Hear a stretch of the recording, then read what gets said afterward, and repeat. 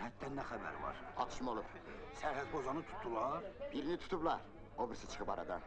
Bizimkilərdən də biri yaralanıb. Vay, yaralanan kimdir? Bilmirəm, deyirlər yarası ağırdır. Və o biri nə olub? Geri qaçır. Axtarırıq, tapa bilmirik. Ay uşaqlar, tez olun, yubanmayın! Minin maşına!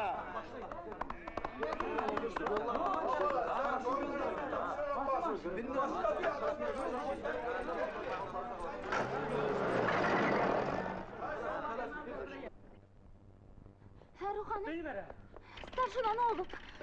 Heç bir şey. Bəs Fərrux hardadır? Narahat olma, narahatdadır. Mayor buradadır. Evə getsən yaxşıdır, icran. Yaralanan kimdir? Federenko.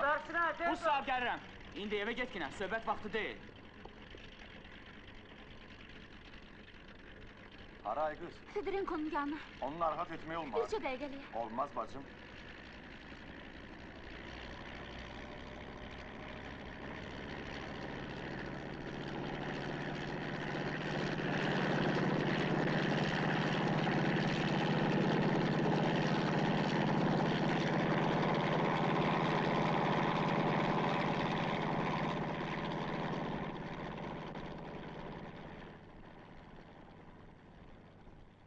Geri qayıt.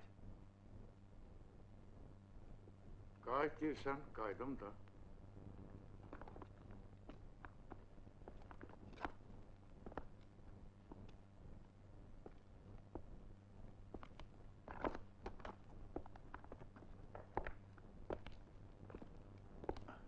Otur.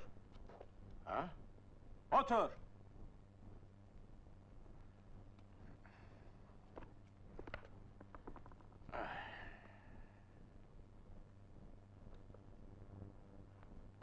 Oğlan, fikrin nedir?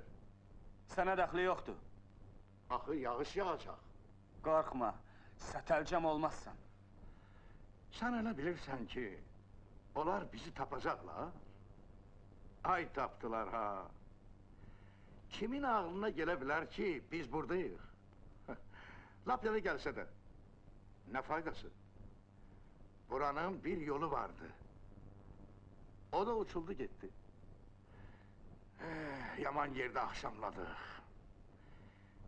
İndi bir təhər çalışıp yol tapmalıyıq. Boş oturmaktan bir şey çıkmaz. Ben bilirəm belə dağlar ne demekdir. Ama dostlaşdaq bir yana çıkarıq. Az danış koca. Yalquzaqdan dost olmaz. Söz güləşdirmə oğlan. Bana kulak as. Onsuz da bu dağlar bize